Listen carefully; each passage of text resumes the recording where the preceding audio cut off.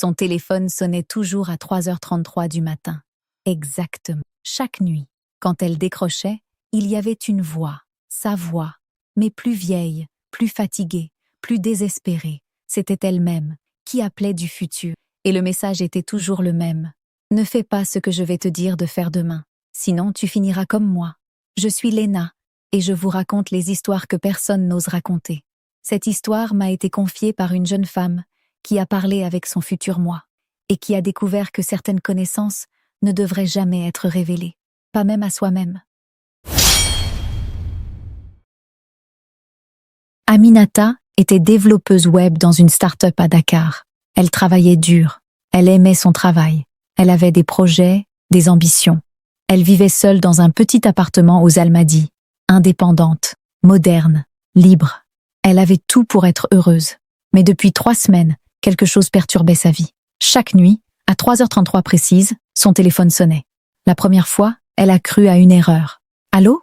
Une respiration. Lourde. Puis une voix. Aminata, c'est moi. Qui ça, moi? Toi, dans 20 ans. Aminata Hari. Qui est-ce?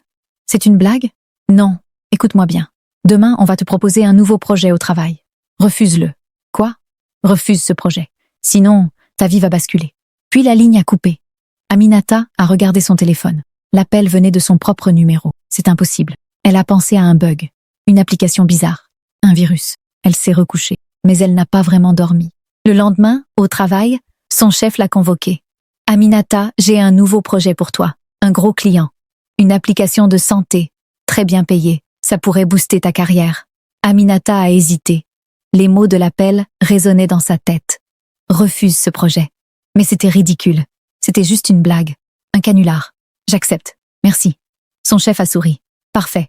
Tu commences lundi. Cette nuit-là, à 3h33, le téléphone a sonné de nouveau. Aminata a décroché immédiatement. Allô? La même voix.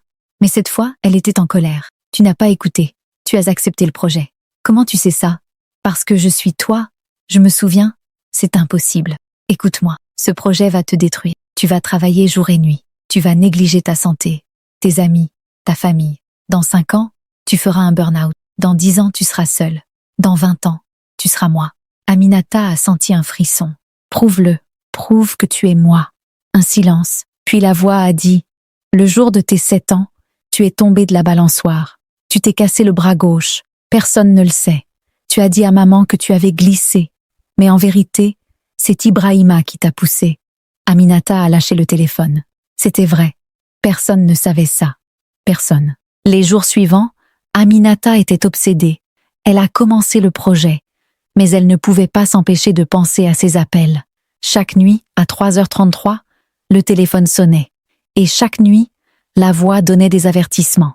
Demain, tu vas rencontrer un homme. Moussa, ne tombe pas amoureuse de lui. Il va te briser le cœur. La semaine prochaine, ton chef va te proposer une promotion. Refuse-la. Elle va te tuer à petit feu. Dans 2 mois, ta mère va tomber malade. Va la voir maintenant, avant qu'il soit trop tard. Aminata notait tout. Elle vérifiait. Et tout se réalisait. Elle a rencontré Moussa, un collègue charmant, qui l'a draguée. Elle a refusé ses avances. Son chef lui a proposé une promotion. Elle a refusé. Sa mère n'était pas encore malade, mais Aminata est allée la voir, plus souvent. Et chaque fois, elle évitait un problème, une erreur, un regret.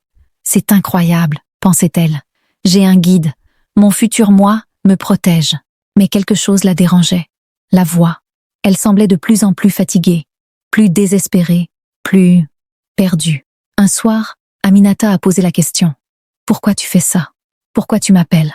Un long silence. Parce que j'essaie de te sauver. Me sauver de quoi? De devenir moi. Et toi, tu es comment? La voix a tremblé. Seule, malade, pleine de regrets. J'ai tout raté, tout, et je ne veux pas que tu vives ça. Mais si tu me guides, si j'évite tes erreurs, je ne deviendrai pas toi. Donc tu n'existes pas. C'est un paradoxe. Je sais, mais je dois essayer. Aminata a consulté des experts, des physiciens, des spécialistes en télécom. Personne ne pouvait expliquer les appels. C'est techniquement impossible. On ne peut pas recevoir d'appels du futur. Alors comment c'est possible? Ce n'est pas possible. À moins que quoi? Le physicien a hésité. à moins que ce ne soit pas vraiment le futur, mais une autre dimension, un univers parallèle, où vous avez fait des choix différents. Aminata a senti son monde basculer. Elle a décidé de tester. Cette nuit-là, quand le téléphone a sonné, elle a posé une question piège. « Dis-moi, qu'est-ce qui m'arrive demain ?» La voix a répondu « Tu vas recevoir un mail d'une entreprise en France. Ils vont t'offrir un poste, à Paris. Et je dois accepter ? Non. Refuse. Si tu pars, tu perdras tout. Ta famille, tes racines, toi-même. » Le lendemain, le mail est arrivé, exactement comme prédit. Aminata a fixé l'écran, longtemps.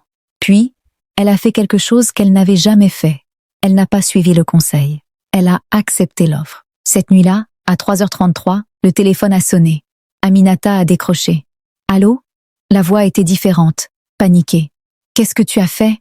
J'ai accepté le poste. »« Non, je t'ai dit de refuser. »« Je sais, mais je veux vivre ma vie, pas la tienne. » Un silence terrible. « Tu ne comprends pas.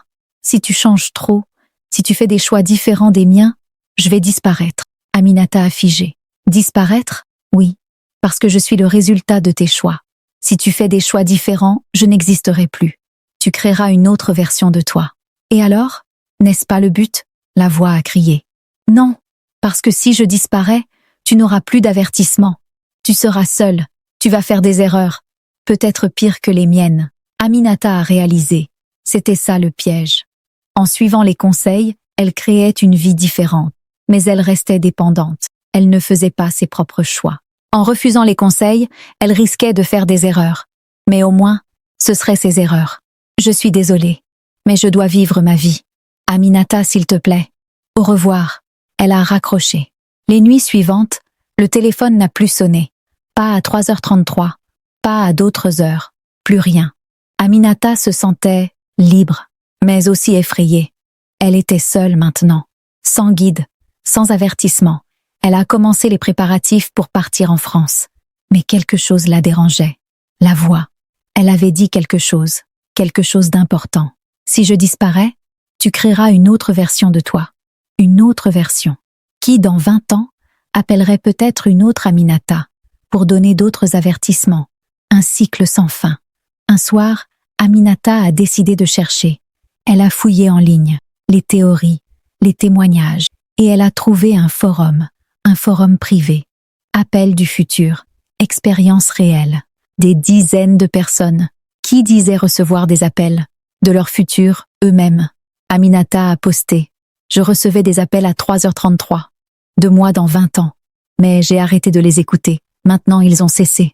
Les réponses sont venues rapidement. Pareil pour moi. J'ai reçu pendant 6 mois. Puis j'ai fait mes propres choix. Les appels se sont arrêtés. Moi aussi. Mais après, quelque chose d'étrange s'est passé. Quoi ? J'ai commencé à faire des cauchemars. Des cauchemars où je voyais mon futur, mais pas celui que la voix m'avait décrit. Un autre. Pire. Aminata a senti un frisson. Ce qu'Aminata ne savait pas, c'est d'où venaient vraiment ces appels. Il y a 20 ans, dans une autre vie, une autre Aminata avait fait ses choix. Elle avait accepté le projet, puis la promotion. Elle était devenue obsédée par le travail. Elle avait négligé sa santé, ses amis, sa famille. Elle avait fait un burn-out à 34 ans. Elle s'était isolée. Elle était tombée malade. À 49 ans, seule dans son appartement, elle avait un regret immense. Si seulement je pouvais revenir en arrière. Si seulement je pouvais me dire de ne pas faire ces erreurs. Ce soir-là, désespérée, elle a fait quelque chose.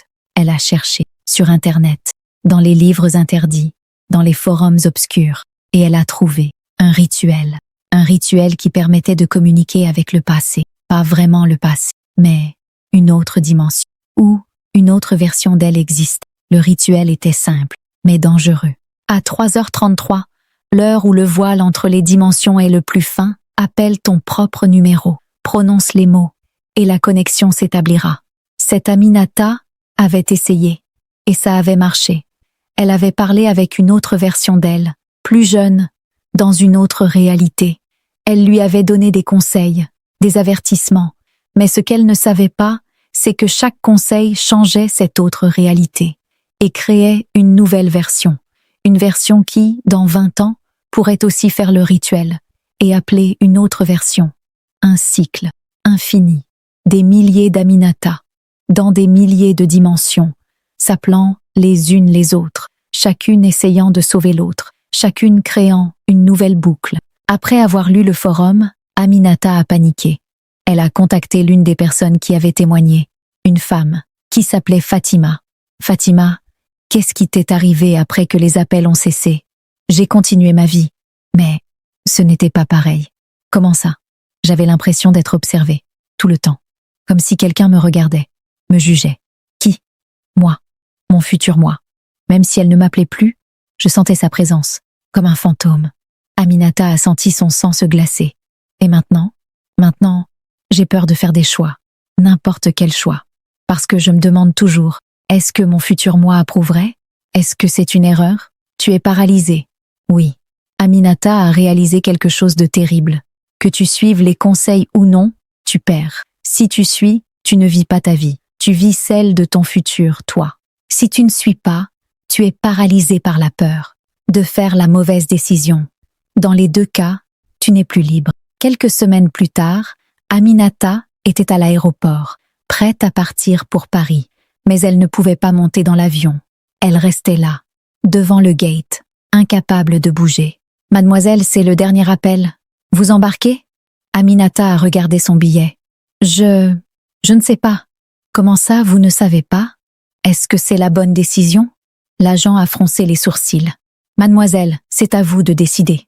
Mais Aminata ne pouvait pas. Elle a quitté l'aéroport, sans embarquer. Cette nuit-là, elle est rentrée chez elle, dévastée. Elle s'est couchée, et à 3h33, elle s'est réveillée, par réflexe. Par habitude, son téléphone était là, silencieux. Aminata l'a regardé, longtemps. Puis elle a fait quelque chose qu'elle n'avait jamais imaginé faire. Elle a composé son propre numéro. À 3h33, elle a attendu. La sonnerie. Une fois, deux fois. Puis quelqu'un a décroché. Allô? Une voix jeune, confuse. Qui est-ce? Aminata a réalisé avec horreur. C'était elle, une version plus jeune, dans une autre dimension. Elle était devenue celle qui appelle. Allô? Qui êtes-vous? Aminata a voulu raccrocher. Mais elle ne pouvait pas. Je suis toi. Dans le futur. Un silence. Puis la jeune voix a ri. C'est une blague? Non. Écoute-moi, tu vas bientôt recevoir une offre. Un travail. N'accepte pas. Comment vous savez ça? Parce que je suis passée par là. J'ai fait des erreurs. Et je veux t'éviter de les faire. La jeune voix a hésité. Mais, comment c'est possible? Ne pose pas de questions. Fais juste ce que je te dis. Aminata a entendu sa propre voix. Autoritaire, contrôlante, exactement comme celle qui l'avait appelée. Elle est devenue ce qu'elle redoutait. Elle a raccroché, tremblante. Elle a regardé ses mains, comme si elles ne lui appartenaient plus. Qu'est-ce que j'ai fait? Elle venait de créer une nouvelle boucle, une autre Aminata, dans une autre dimension, qui allait recevoir ses appels, qui allait peut-être les suivre ou les refuser, et qui, dans 20 ans, pourrait aussi appeler. Le cycle continuait. Aminata a essayé d'arrêter. Elle a jeté son téléphone. Elle en a acheté un autre. Mais à 3h33, elle se réveillait toujours, par habitude, par obsession, et elle avait envie d'appeler, de vérifier, de guider. Non, je dois arrêter. Mais c'était comme une drogue. Le besoin de contrôler, de sauver, de corriger. Elle a consulté des psychologues, des thérapeutes. Vous êtes obsédé par le contrôle. Vous avez peur de l'incertitude. Je sais. Mais comment j'arrête? En acceptant que vous ne pouvez pas tout contrôler, que la vie est incertaine et que c'est normal. Aujourd'hui, Aminata vit toujours à Dakar. Elle n'est pas partie pour Paris. Elle a refusé l'offre finalement. Mais elle ne l'a pas fait parce qu'on le lui a dit. Elle l'a fait parce qu'elle a choisi. Elle a gardé son travail. Elle a même accepté la promotion, malgré les avertissements. Et elle va bien. Pas parfaitement, mais bien. Elle fait des erreurs. Elle a des regrets, comme tout le monde. Mais ce sont ses erreurs, ses regrets. Elle ne reçoit plus d'appels à 3h33. Mais parfois, elle se réveille à 7h et elle regarde son téléphone. Et elle a envie d'appeler, de guider, de corriger, de sauver. Mais elle résiste, parce qu'elle a compris. On ne peut pas sauver son passé en l'appelant du futur. On peut juste vivre le présent, du mieux qu'on peut. Quelque part, dans une autre dimension, une autre Aminata reçoit encore des appels. Et elle fait ses choix. Et ces choix créent d'autres Aminata, dans d'autres dimensions. Un réseau infini, de versions d'elle-même, toutes connectées, toutes essayant de se sauver. Mais aucune ne peut. Parce que la seule façon de se sauver, c'est d'accepter de ne pas savoir, d'accepter l'incertitude, et de vivre quand même. Cette histoire, Aminata me l'a racontée en me faisant promettre de ne jamais essayer le rituel, de ne jamais appeler mon propre numéro à 3h33. Il y a des connaissances qu'on ne devrait pas avoir, connaître son futur, savoir ses erreurs avant de les faire. Avoir un guide parfait, ça semble être un cadeau, mais c'est une malédiction. Parce qu'on ne vit plus, on survit, on évite, on contrôle. Et la vie, ce n'est pas ça. La vie, c'est l'incertitude, l'erreur, l'apprentissage. C'est faire des choix sans savoir où ils mènent et accepter les conséquences. Aminata a appris ça douloureusement. Elle aurait pu avoir toutes les réponses, éviter toutes les erreurs, mais elle aurait perdu quelque chose de plus précieux, sa liberté. La prochaine fois que vous vous réveillez à 3h33, que votre téléphone est là, silencieux, ne composez jamais votre propre numéro, parce que vous ne savez pas qui va répondre, et vous ne savez pas qui vous allez devenir. Merci d'avoir suivi cette histoire.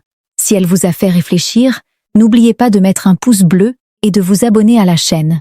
Et dites-moi en commentaire, voudriez-vous parler avec votre futur vous? À la prochaine, si vous osez revenir. Je suis Léna.